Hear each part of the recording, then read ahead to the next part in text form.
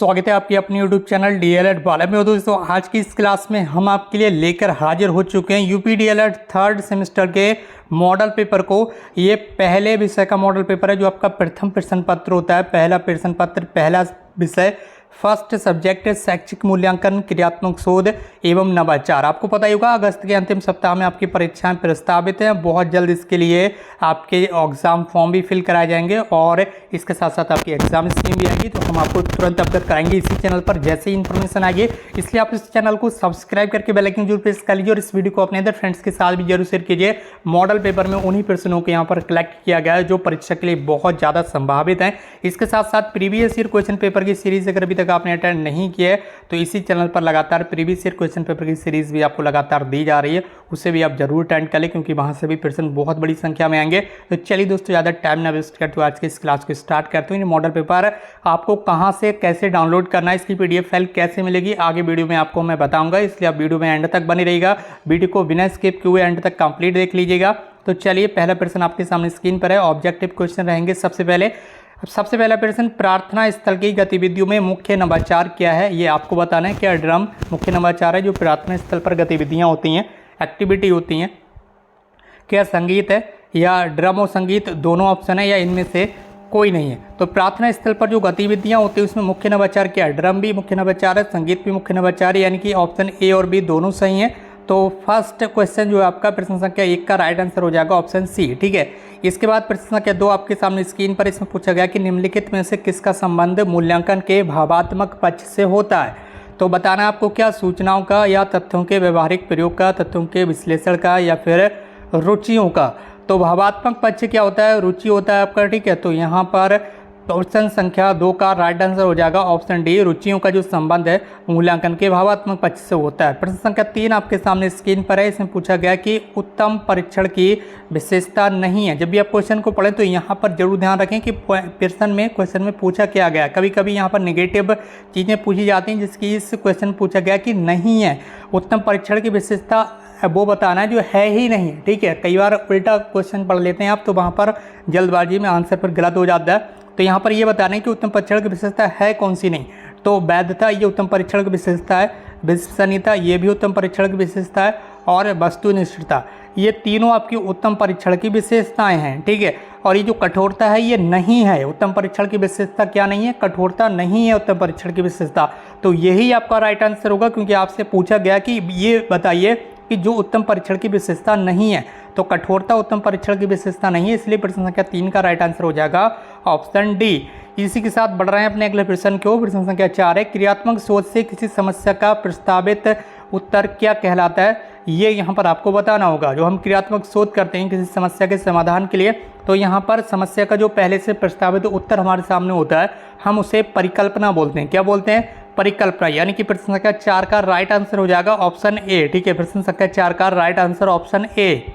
इसी के साथ बढ़ रहे हैं अपने अगले प्रश्न को। प्रश्न संख्या 5 आपके सामने स्क्रीन पर आ चुका है और आपसे पूछा जा रहा है कि समस्या हमारी और हल भी हमारा, ये लक्ष्य किसका है? तो आपको बताना होगा कि ये जो लक्ष्य है ये क्रियात्मक शोध का है। किसका है? क्रियात्मक शोध का। क्रियात्मक शोध का लक्ष्य क्या होता है कि भैया जब समस्या हमारी है तो हल भी हम ही ढूंढेंगे। तो समस्या हमारी और हल भी हमारा, ये क्रियात्मक शोध का लक्ष्य है, यानी कि प्रश्न संख्या 5 का राइट आंसर हो जाएगा ऑप्शन बी। बढ़ रहे हैं अपने अगले प्रश्न को। प्रश्न संख्या 6 आपकी सामने स्क्रीन पर है। मापन किन्हीं निश्चित स्वीकृत नियमों के अनुसार वस्तुओं को अंक प्रदान करने की प्रक्रिया है। ये जो कथन है वो किसका है?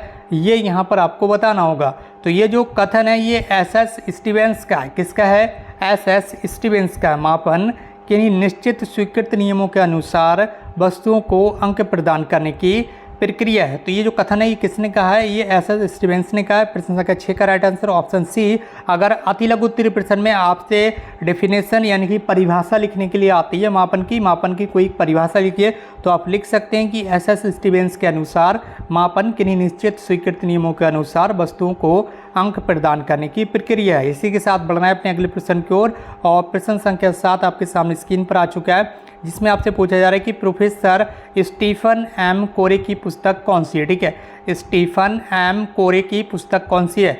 Improve school practices, origin of species, essential of education measurement and improve education. 4 किताबों के नाम आपके सामने दिए हुए हैं, आपको अपनी राइट आंसर यहाँ पर चूज़ करना होगा। तो प्रोफेसर स्टीफन एम कोरी की जो पुस्तक जो किताब है उसका नाम है इम्प्रूव स्कूल प्रैक्टिसेस, ठीक है, इम्प्रूव स्कूल प्रैक्टिसेस, ये इनकी किताब का नाम है। तो प्रश्न संख्या 7 का राइट आंसर हो जाएगा ऑप्शन ए। बढ़ रहे हैं अपने अगले प्रश्न को। प्रश्न संख्या 8 आपके सामने स्क्रीन पर शैक्षिक उद्देश्य के अंग हैं, ठीक है। जो शैक्षिक उद्देश्य होता है उसके अंग क्या हैं ये यहाँ पर आपको बताना होगा, ठीक है। तो प्रश्न संख्या 8 का राइट आंसर आपका हो जाएगा बालक। क्या शैक्षिक उद्देश्य के अंग हैं, क्या समाज, क्या विषय वस्तु, ये तीनों ही शैक्षिक उद्देश्य के अंग हैं। किसके? शैक्षिक उद्देश्य के अंग हैं। तो इस सवाल का राइट आंसर क्या होगा? उपर्युक्त सभी, ठीक है। तो प्रश्न संख्या राइट का आंसर क्या होगा? उपर्युक्त सभी। शैक्षिक उद्देश्य के ये सभी अंग हैं, बालक, समाज, विषय वस्तु, इसलिए इसका राइट आंसर हो जाएगा ऑप्शन डी, ठीक है। प्रश्न संख्या 9 आपके सामने स्क्रीन पर मूल्यांकन का पक्ष कौन कौन सा है, मूल्यांकन किस तरह के पक्ष रखता है, क्या संज्ञानात्मक मूल्यांकन होता है, क्या भावात्मक या कौशलात्मक है, तो आपको बताना है, ठीक है। तो इस सवाल का राइट आंसर क्या होगा?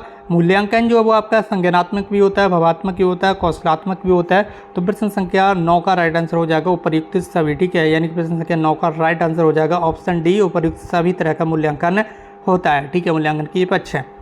प्रश्न संख्या 10 आपके सामने स्क्रीन पर है। क्रियात्मक शोध का प्रथम चरण कौन सा होता है? क्या समस्या की पहचान होती है, या कार्यविधि होती है, निष्कर्ष होता है, या फिर समस्या चुनने का कारण होता है? तो प्रश्न संख्या 10 का राइट आंसर हो जाएगा समस्या की पहचान करना, ये क्रियात्मक शोध का पहला चरण माना जाता है, ठीक है। इसके साथ प्रश्न संख्या 11 आपके सामने स्क्रीन पर है। निम्नलिखित में से किसका संबंध मूल्यांकन के संज्ञानात्मक पक्ष से होता है? तो यहाँ पर आपको बताना होगा कि निम्नलिखित में से किसका संबंध जो है मूल्यांकन के संज्ञानात्मक पक्ष से होता है। क्या मूल्यों का, समझ का, आदर्शों का, या फिर आदतों का? तो जो संज्ञानात्मक पक्ष होता है वो होता है आपका समझ, ठीक है। समझ क्या है? ये यहाँ पर संज्ञानात्मक पक्ष है। तो संज्ञानात्मक पक्ष का मूल्यांकन के जो संज्ञानात्मक पक्ष से होता है जिसका संबंध, उसका नाम आपका समझ, ठीक है। तो 11 का राइट आंसर हो जाएगा ऑप्शन बी। बढ़ रहे हैं अपने अगले प्रश्न को। प्रश्न संख्या 12 आपके सामने स्क्रीन पर है। किसने मौखिक परीक्षा को महत्वपूर्ण माना है, ठीक है। प्रश्न संख्या 12 आपका और पूछा गया कि किसने मौखिक परीक्षा को महत्वपूर्ण माना है? क्या महात्मा गांधी ने, या क्या हरलॉक ने, या सुकरात ने, या फिर फ्रोवेल ने, ठीक है। तो सुकरात ने मौखिक परीक्षा को ज़्यादा इंपॉर्टेंस दिया है, ठीक है। तो प्रश्न संख्या 12 का राइट आंसर हो जाएगा आपका ऑप्शन सी। बढ़ रहे हैं अपने अगले प्रश्न को। प्रश्न संख्या 13 है। इसमें आपसे पूछा गया कि मूल्यांकन किसके अनुरूप है? तो यहाँ पर आपको बताना होगा कि मूल्यांकन किसके अनुरूप है। क्या उद्देश्यों के, या प्रविधि के, या सिद्धांतों के, या फिर विधि के, ठीक है। तो जो मूल्यांकन है वो विधि के अनुरूप है। किसके? विधि के अनुरूप है। प्रश्न संख्या 13 का राइट आंसर ऑप्शन डी। प्रश्न संख्या 14 आपके सामने स्क्रीन पर आ चुका है। प्रायोगिक, ठीक है, मूल्यांकन किस में होता है? क्या विज्ञान, भूगोल और कृषि में, या फिर हिंदी और संस्कृत में, या फिर इतिहास और नागरिक शास्त्र में, या फिर दर्शन शास्त्र में? तो आपने देखा होगा जो प्रैक्टिकल्स होते हैं वो या तो विज्ञान या भूगोल या फिर कृषि के क्षेत्र में ही होते हैं। तो इस सवाल का राइट आंसर हो जाएगा आपका ऑप्शन ए, ठीक है। हिंदी संस्कृत में प्रैक्टिकल नहीं होता, दर्शन शास्त्र में प्रैक्टिकल नहीं होता, इतिहास या नागरिक शास्त्र में प्रैक्टिकल नहीं होता है, जबकि साइंस से ज्योग्राफी एंड एग्रीकल्चर जैसे सब्जेक्ट में आपका प्रैक्टिकल होता है। तो प्रश्न संख्या 14 का राइट आंसर ऑप्शन ए। इसी के साथ अब यहाँ से आपका तेलुगु उत्तर प्रश्न भी स्टार्ट हो रहा है। उससे पहले 15 नंबर का क्वेश्चन देख लीजिए। ब्लूप्रिंट का संबंध किससे, ये यहाँ पर आपको बताना होगा। तो जो ब्लूप्रिंट का संबंध होता है वो प्रश्न पत्र निर्माण का ही एक भाग है, ठीक है, एक स्टेप है प्रश्न पत्र निर्माण का। तो ब्लूप्रिंट का जो संबंध है वो प्रश्न पत्र निर्माण से है, ठीक है। इसी के साथ अब अगले प्रश्न की ओर बढ़ रहे हैं। अब आपको हम बता देंगे कि ये जो PDF फाइल है, ये जो मॉडल पेपर है, इसे आप कहाँ से और कैसे डाउनलोड कर सकते हैं। इस वीडियो के नीचे कमेंट बॉक्स में लिंक दी गई है टेलीग्राम ग्रुप की। टेलीग्राम ग्रुप पर ये जो PDF फाइल है, यानी कि ये जो मॉडल पेपर है, ये आपके लिए उपलब्ध है। और यहाँ पर ये जो आप ऑब्जेक्टिव क्वेश्चन देख रहे हैं, ये जो ऑब्जेक्टिव क्वेश्चन आप देख रहे हैं, इनकी आंसर की भी इसी PDF फाइल में नीचे की साइड में उपलब्ध है, ठीक है। तो पूरा PDF फाइल यानी कि मॉडल पेपर आप आसानी से जाकर डाउनलोड कर सकते हैं इस टेलीग्राम चैनल से, जिस टेलीग्राम चैनल की लिंक इस वीडियो के नीचे कमेंट बॉक्स में दे दी गई है। तो चलिए आगे बढ़ते हैं। तेलुगु उत्तर प्रश्न आपके सामने स्क्रीन पर आ चुके हैं। और जितने भी नए भाई बहन हैं इस क्लास को शेयर करते रहें अपने फ्रेंड्स के साथ, और हमसे जुड़ जाएं चैनल को सब्सक्राइब करके, क्योंकि परीक्षाओं तक यहाँ पर लगातार आपको मॉडल पेपर दिए जाएंगे। प्रश्न संख्या 16 है। क्रियात्मक शोध को परिभाषित कर दीजिए। तो स्टीफन एम कोरी के अनुसार क्रियात्मक अनुसंधान वह प्रक्रिया है जिसके द्वारा व्यवहारिक कार्यकर्ता, जैसे कि शैक्षिक हेडमास्टर हो गया, व्यवस्थापक हो गया, निरीक्षक आदि, ये जो व्यवहारिक कार्यकर्ता होते हैं, ये मनोवैज्ञानिक ढंग से अपनी समस्याओं का अध्ययन, अपने निर्णय और क्रियाओं में निर्देशन, सुधार और मूल्यांकन करते हैं। इसी को हम क्रियात्मक शोध कहते हैं। प्रश्न संख्या 17 आपके सामने स्क्रीन पर आ चुका है। इसमें आपसे पूछा जा रहा है कि सामुदायिक सहभागिता से क्या तात्पर्य है। जो सामुदायिक सहभागिता है उससे आप क्या समझते हैं? तो सामुदायिक सहभागिता का अर्थ विद्यालयों की योजनाओं और प्रबंधन में माता पिता और समुदाय के सदस्यों की सहभागिता है। ठीक है, इसके अलावा प्रश्न संख्या 18 आपके सामने स्क्रीन पर है। उपचारात्मक शिक्षण क्या है? ठीक है, जो उपचारात्मक शिक्षण है वो क्या है? छात्रों की त्रुटियों का ज्ञान होने पर उन्हें दूर करने हेतु किया जाने वाला जो शिक्षण है उसी को हम उपचारात्मक शिक्षण कहते हैं। ठीक है, तो छात्रों की त्रुटियों का जब ज्ञान होता है तो उन्हें दूर करने के लिए यहाँ पर जो उपचारात्मक शिक्षण दिया जाता है, ठीक है, जो शिक्षण दिया जाता है उसी को हम क्या बोलते हैं? उपचारात्मक शिक्षण बोल देते हैं। प्रश्न संख्या 19 है, साक्षात्कार से क्या अर्थ है? यानी कि इंटरव्यू से। ये एक क्रियात्मक शोध का एक उपकरण है। ये एक प्रकार की मौखिक प्रश्नावली होती है। इसमें इस विधि में क्या होता है? शोधकर्ता और साक्षात्कारदाता आमने सामने बैठकर जानकारी का आदान प्रदान करते हैं। ठीक है, प्रश्न संख्या 20 आपके सामने स्क्रीन पर है। मूल्यांकन को परिभाषित कर दीजिए।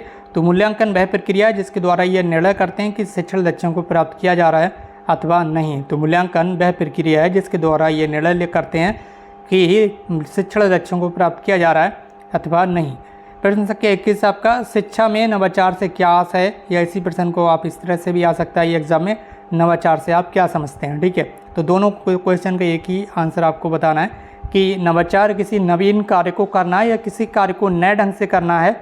आज शिक्षा से संबंधित विभिन्न क्षेत्रों में नवाचार को महत्व दिया जा रहा है। ठीक है, प्रश्न संख्या 22 है, परीक्षण में वैधता से क्या आवश्यक है? ठीक है, परीक्षण कैसा होना चाहिए? वैध होना चाहिए, वस्तुनिष्ठता उसमें होनी चाहिए, ठीक है, विश्वसनीयता उसमें होनी चाहिए, सारे गुण हैं उत्तम परीक्षण के।